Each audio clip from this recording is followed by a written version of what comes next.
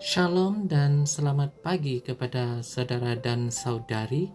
Bertemu kita kembali dalam santapan firman Tuhan 30 Oktober 2023. Dan bacaan Injil yang akan kita dengar sebentar lagi diambil dari Injil Lukas bab 13 ayat 10 hingga 17. Bersama kita mendengarkannya. Tuhan beserta kita, sekarang dan selama-lamanya. Inilah Injil Yesus Kristus menurut Santo Lukas. Dimuliakanlah Tuhan. Pada suatu hari Sabat, Yesus mengajar dalam salah satu rumah ibadat. Di situ ada seorang wanita yang telah 18 tahun dirasuk roh. Ia sakit sampai bungkuk punggungnya dan tidak dapat berdiri lagi dengan tegak.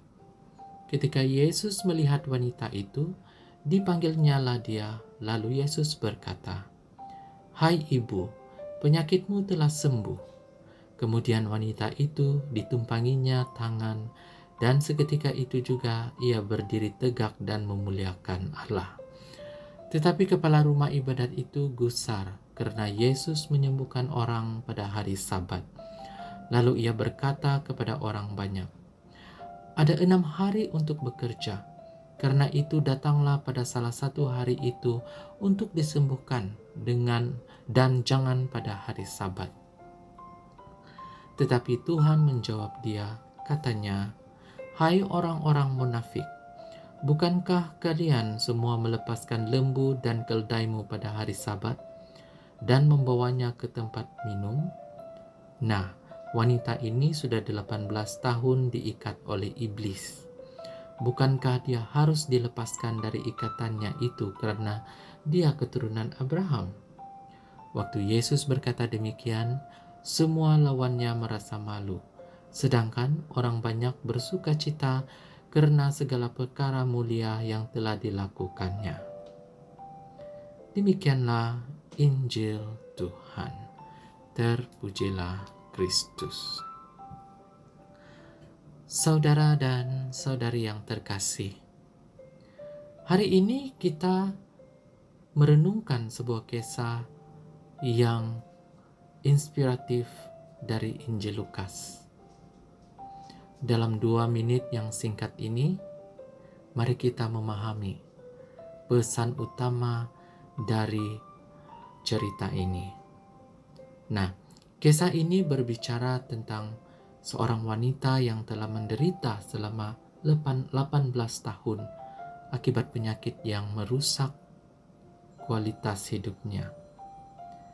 Ia datang ke rumah ibadah pada hari Sabat, dan disinilah kita melihat kekuatan belas kasihan dan penyembuhan Kristus. Nah, saudara dan saudari, pertama-tama mari kita pelajari tentang ketekunan wanita ini. Selama 18 tahun, ia telah mengalami penderitaan, namun ia tidak kehilangan harapannya untuk mendapatkan penyembuhan. Ia adalah contoh yang paling nyata dari tekad dan iman yang kuat. Ini mengingatkan kita bahwa dalam situasi buruk kita harus tetap percaya pada Tuhan dan tetap tekun di dalam doa. Nah, kemudian kita melihat reaksi pemimpin sinagog. Mereka mengkritik Yesus karena menyembuhkan pada hari Sabat. Namun Yesus menegaskan pentingnya belas kasihan atas hukum. Ia mengingatkan kita bahwa kasih dan belas kasihan selalu lebih penting daripada hukum formal. Kasih adalah landasan utama dalam ajaran Kristus. Nah, kisah ini mengingatkan kita akan pentingnya menyentuh dan memerhatikan mereka yang menderita di sekitar kita. Seperti Yesus, kita juga harus siap memberikan bantuan dan kasih sayang kepada mereka yang memerlukannya, terlepas dari aturan-aturan yang mungkin menghambat kita. Jadi saudara dan saudari, mari kita renungkan pesanan dari kisah ini. Kita harus memiliki tekad dan iman yang kuat dalam menghadapi cobaan hidup. Dan kita harus selalu mendahulukan kasih dan belas kasihan di atas hukum formal. Semoga kita dapat mengambil inspirasi dari kisah wanita ini dan berusaha untuk menjadi teladan yang lebih baik dalam kehidupan kita sehari-hari. Amin.